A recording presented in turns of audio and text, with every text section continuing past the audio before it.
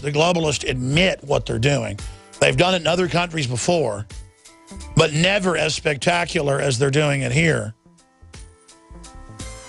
They are telling illegal aliens to come here and they can just stay and be given free welfare. And the border is just collapsing, and Border Patrol are on record saying they're collapsing it. They're not letting the media in. Obama is saying on CBS News, quote, Obama cites Australia's gun confiscation program as example for U.S., says he's preparing to act with executive order. I mean, that is ominous off the chart. I was talking about getting Larry Pratt back on this Sunday because I'm always getting Larry Pratt on, it seems, on Sunday. Maybe we should just get him on tomorrow because that can't wait. The head of Gun Owners of America. I mean, this is just making me sick at my stomach. I don't want to have to leave the U.S. I don't want to be in the middle of a civil war. I mean, are we really going to let them destroy our prosperity, raise taxes to the point everybody goes bankrupt?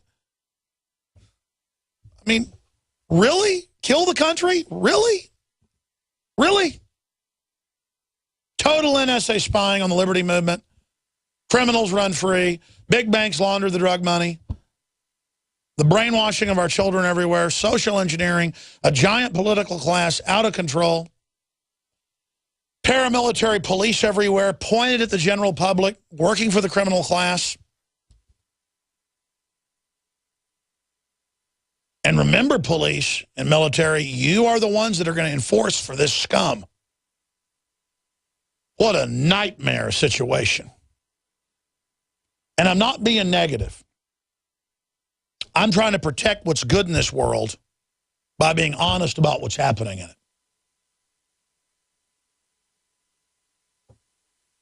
And it's not just rhetoric. It's not just we have a lot of proof. It's now flagrantly obvious they're doing everything they can to destroy this country out of pure hatred of what America once stood for. Ideals. Is that what Napolitano was talking about years ago? Ideals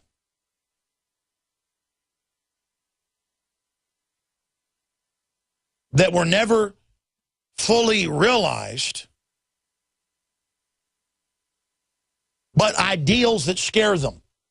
You can point all the problems of America. The issue is the ideals were revolutionary. The ideals were the Renaissance. The ideals were human empowerment. The ideals are dangerous to tyrants who want to run things through gangs and gangsterism, not through the free market of having the better ideas, being the more talented, being the more interesting. And you've had a lot of corruptions in the world, but that went on for a long time because the corrupt just wanted to run things, but they wanted prosperity because that gave them a bigger system to be proud of, a bigger cash cow that they liked because it was their system. The globalists are the worst, folks. They hate manly men. On record, they hate feminine women. They hate beauty. They hate power. They hate true honor. They hate people that are innately strong because they're a bunch of creepy globalists that got into power by being spiders, folks. And they don't like those of us that aren't scum. And they want to bring us down because they're scared of us, and they should be. Because historically, ancestrally, it is the good guys that bring them down every time. And they have a race memory to that. The criminal, the control freak, and its genetic line that's in all races, colors, and creeds, has a memory. It has an instinct of how to beat us. And it thinks that it can hide behind the complexity of the world, hide by the bigness of it, and hide behind the vestigial prosperity that's left over from freedom. And also they hide behind acting weak and liberal and supine, and they want to help you, and let's be friendly, you should be guilty, you should prove you're nice, you should be altruistic, you should pay for the tens of millions of illegals and give them free everything, or you're not a good host. They use our goodness against us. and then you study the elite and the stuff they're into, it just runs from bad to worse. And you realize they are just these incredibly evil people who are epically bad. You look at Bill Clinton, epically bad. Hillary Clinton, epically bad. You look at the stuff the Rothschilds are into, epically bad. You look at the Rockefellers, just talk about a demonic energy to do bad and to screw up societies and do horrible things. They're involved in everything. Everything. You look at George Soros and his life, and he is epically bad. I mean, you actually marvel, like John on the Isle of Patmos marveling at the Antichrist. You actually respect it and go, God, that's 80-something years of just from 14 years old on, just wrecking and hurting and doing horrible things and just persecuting and overthrowing and being remorseless and proud of it. Can you imagine going on 60 Minutes? You can pull it up on YouTube. They're always expunging it, but folks are always re-uploading it. Like if somebody has it, send us to us. I couldn't find it again about a month ago. He did a 60 Minutes interview, I think in like 99. And he goes, yeah, I helped round up Jews all over Romania, and I'm not ashamed of it. I just did what I needed to do. Yeah, big deal. Leslie Stahl interviewed him. And the reason I mention that is this is a guy coming after me. You know, his groups he funds are calling for me to be arrested or investigated. And I mean, and it's like, how weird is that? And I know I just keep bringing that up. It's just, it's so weird to have that sack of, oh man, I'll tell you, just, it's over the top that he could operate in this country. That this slime ball isn't in a prison. And he wants me destroyed. And you know what? He might win, folks. America might be that pathetic.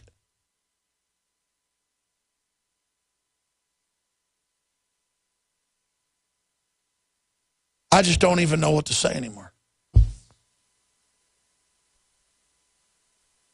I mean, what have we become? I should be positive that we see pro-liberty, anti-Federal Reserve, Ron Paul types, like David Bratt, winning primaries when his competitor spent millions and millions and he spent $150,000. And you better believe the Justice Department is going over every donation. If they find a nickel that was improperly given, he'll go to prison, even though he has no criminal record. They don't care if you're as clean as a whistle, folks. They'll find something. And that's why we've now reached the point of anyone promoting liberty, if they haven't committed a crime against innocence, I don't care how much proof they've got, I'm done. This is a lawless group of scum.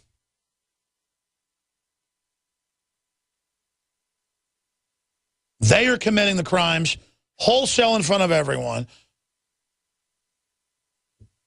And I'm sticking together with libertarians and paleo-conservatives and constitutionalists because the Republican Party has been an evil anathema of blue blood scum, just as bad as the Democrats for decades. But under Obama and the Clintons, they're making their move to get rid of all checks and balances, all opposition. So I would support an inanimate fire hydrant against the Democrats as the choice. I think an awful lot of people think that we're less safe today than we were a week ago because these five guys are out. These five guys are not a threat to the United States. The point is that it was illegal what you did, and that's admitted. And so if you don't stop doing it or get in trouble, you're a dictator.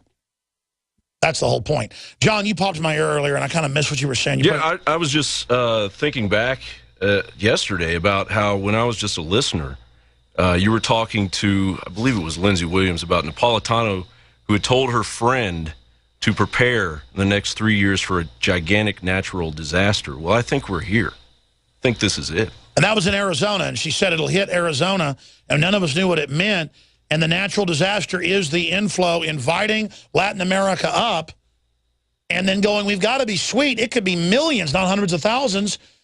And then the public's so dumbed down, they'll probably blame Rand Paul or me for the 15 million extra illegals. Yeah. You know, I was thinking, we've got to go get the Oliver North clips from the Rex 84 Iran-Contra hearings. Because if you read the Miami Herald about Rex 84 at the time in 86, when they had those hearings, 87, it says they would use an immigrant inflow emergency to bring in martial law, and I never understood how they would do that. And now I think Obama has pulled Rex 84 off the shelf. And of course, we've said 1,000 times here, no exaggeration, that they would use the illegals to prime the pump of the FEMA camps first, mentioning Rex 84. But no, I think you're right. I think we're now seeing it. Let's pull up the Napolitano article. Outgoing DHS Secretary Janet Napolitano warns of serious cyber attack, unprecedented natural disaster. And it was Lindsey Williams 2 years before she